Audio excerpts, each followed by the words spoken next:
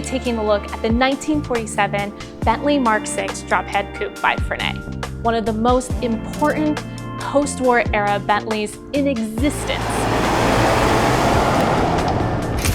I'm Kendi with Classic Promenade, and I'm joined here with Harry Clark, our founder and one of the top experts of vintage Rolls-Royce and Bentleys. He's going to walk us through all of the different pieces of why this is such a unique and special car.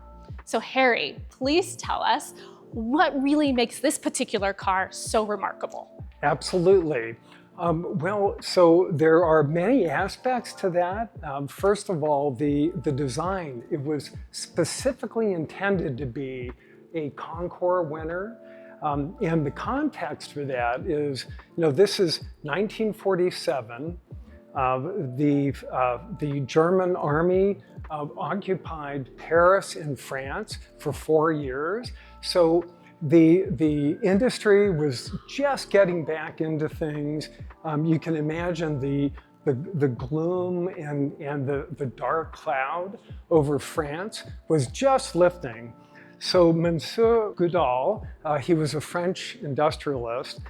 He was involved in concours d'elegance events.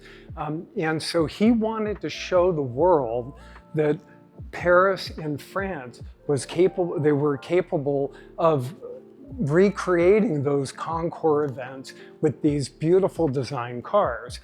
So he bought a 1947 Bentley Mark VI chassis, sent it to Carrossier Franay, which Franay was world renowned for doing the most beautiful, voluptuous, curvaceous cars. But normally they were doing these for Bugatti, Tabalago, Delage, Delahaye. Very rare for them to do such a design on a Bentley. In fact, this is the only Bentley with the front skirted fenders, which beautiful. Oh yeah, I mean it sets this apart as one and only. But also in the historical context that Franay used this as their 1947 Paris Auto Show car. So this represented the very best for Carrossier Franay for 1947. And then in 1948, it was shown at 2 major concours d'elegance events. And in fact, this is the first post-war car in the world to win a major concours d'elegance event. So, I mean, it has many significant aspects to it, and we'll delve further into them.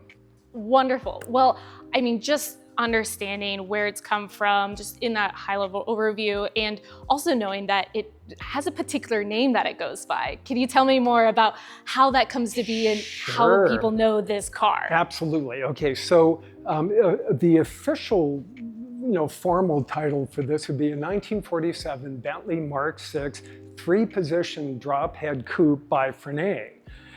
Well, that's a mouthful. So this is known worldwide as the Franay Bentley. Now, to be fair, Franay did build or design bodies for a few other Bentleys. They're just not as remarkable as this.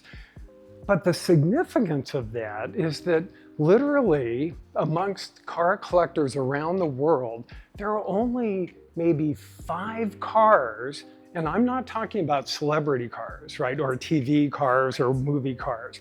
There are only like 5 cars that are known by a nickname. There's, AX201, which is the famous Silver Ghost. There's the Mormon Meteor Duesenberg, which is, this race car, and then the Franay Bentley. I mean, it's amazing that, again, maybe 5 cars in the world that are known by a nickname. Wow. I mean, it just puts it in a class of its own. And truly, when we think about rare and its mark on history, I mean, even just when it first was built and be able to go to the Concours d'Elegance, it made a big, big splash, but we know that there's more to this history and the revival coming back. So tell us about, Absolutely. okay, dominated Europe, and how did it come to the States after that? Yeah, so the synopsis of the history is that Monsieur Goodall owned it, until about 1955. But in 1951, he sent it back to Carrossier Franay and said, "Spare no expense.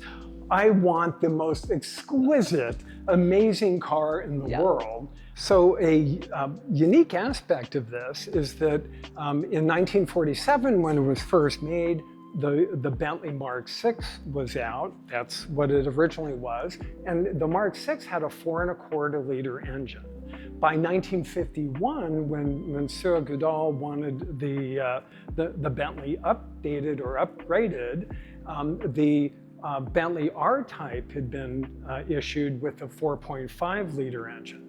So the chassis was sent back to Bentley Motors, and a new 4.5 liter engine was installed, the R-Type engine, with the motor number B10B stamped on that engine. So it's still the matching numbers engine, and the build records are very clear that that's exactly the history of the car.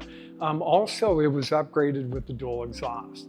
So it's, from a performance standpoint, it has the upgrades of the Bentley R-Type. Anyway, it's pretty interesting. And to be clear, does that happen normally? Never. I've never seen it before, ever. Yeah. So again, speaking to the rareness and individuality of this particular car, Absolutely. It just keeps piling on one thing after another to add up to the rareness. So how did it go from dominating Europe and winning all of the awards to then we know that it's reached the States and has a second part of its history? Tell us about that. So Monsieur Goodall kept it until 1955. By 1955, it was acquired by an owner in the UK. And shortly thereafter, it made its way to the US. And there were two very notable owners. One was the famous opera singer Sergio Franchi. He was not only an opera singer, but he was a very well-known car collector. So he owned it for some time. And then Laurent Tryon, who is an icon in this hobby. For 30 years, he was co-chair of the Pebble Beach Concours d'Elegance. So Lauren had it. And then in 1979, it was acquired by Gary Wales out of Woodland Hills, California. And that's where its second life starts. Which under Mr. Wales' stewardship, it really does come back to life. And that's where the restoration kicked into high gear.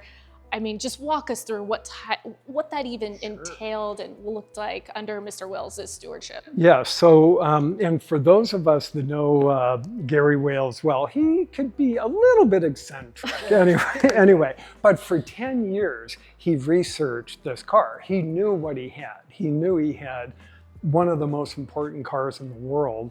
And so starting in 1979, he thoroughly researched the car.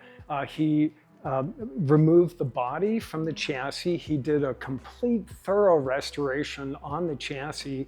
And then commencing in 1981, he was seen driving all around Southern California in the chassis with basically a bucket seat on it. So no body at all. So he would drive it to shows and events. And this thing drives like a bat out of hell. It's quite fun. And the level of restoration was just, or is, just over the top. I mean, real perfection. And then after Gary felt that he really, understood exactly, how to restore the car, he commenced the restoration on the body.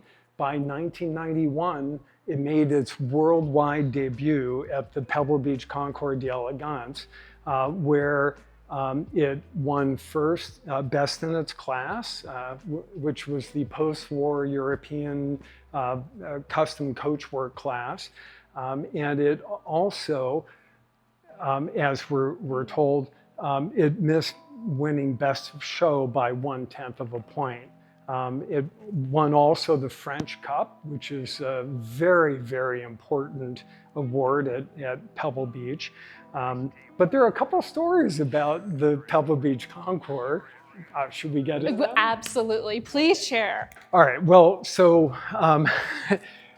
Gary Wales, with his sense of humor, he actually imported 1,800 frog skins, and from the Philippines, and we know this partly because in prepping the car, we actually imported red frog skins from Haiti. Anyhow, so there are 1,800 frog skins used in the interior. And furthermore, the hood ornament, he had a winged frog Oh my that goodness. he had, and he displayed it at the Pebble Beach concours. Except by the time the judges came, he removed the hood ornament and put the flying bee back on it. Anyway, real good sense of humor. Yeah. And there are still, again, some of the frog skin. It's not as much frog skin as it was back then. Anyway, after the Pebble Beach concours, Gary Wales continued to campaign the car around the world. It has accumulated over 50 major awards from events all over the world. It was on television. The Franklin Mint made a Franklin Mint model of this car. I mean, again, the significance of this car is just over the top. So anyway, with the car of 5 bins filled with programs and awards and the periodicals that it was contained in. There is a mass amount of information that comes with this car, which by no means is Well, it's provenance.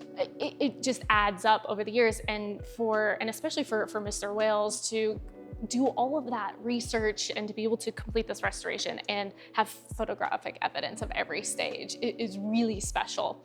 So, but we've walked through the history, we've walked through the award shows. Let's get into the exact details that make this car so special. Absolutely. Let's start with the exterior. Yeah. Obviously, very eye-catching. The curves, the chrome, I mean, just incredibly beautiful. But through your eyes, tell us what you're looking at. Sure. So again, the skirted fenders are, well, especially the front skirted fender is unique. There are very few Tabulagos, Delhays, no Bentleys other than this, but there are very few cars in the world that have the front skirted fenders. And look at the curly cues. I mean, it's just so whimsical. It's sexy. It's curvaceous. You have these consistent curves that really I think just make it a piece of art. And then the windshield, just look at how you have this V'd windshield that lead right in. So it just flows right into the design of the car. And then again, you have this accent that flows with another curly cue, and then triple accents going out the back. I mean, it really looks almost like some exotic animal, mm-hmm. right? I mean, it looks natural. It looks, I don't know, powerful, gracious. Anyway, it's just a true art piece, really. And then when we put the top up, it adds a whole nother accent to it. It almost was a little bit menacing. Absolutely. I mean, really yes, amazing. Absolutely. And yes, it looks, you would expect Darth Vader to come out of it. Yes. Not with the top down. But look at some of this is how to open the door, right? It's just a push button. You know, it's not like, you know, modern days, right? Yep. Where you just have the poppers. I mean, look, that's just wonderfully done. And then as you're looking at the exterior, you can't miss the red interior. So take us to the inside. And I mean, we've covered the frog skins, which is just, it's amazing. But as you're looking at the dash, the gauges, tell us the story in this interior. Sure. Now, the fundamental gauges like the speedometer and the 4-in-1 gauge and the ignition cluster, all of that is normal Bentley. Look beyond that, and you have a gradient gauge, which tells you, you know, what kind of incline you're climbing. You have a compass. You have over here an altimeter and a clock in the back. Again, there's frog skin accents throughout. In the back, I mean, you have to love this. So there's a jump seat in the back that is adjacent to the bar. It has, you know, full crystal bar set. It has crystal wine goblets. There are shot glasses.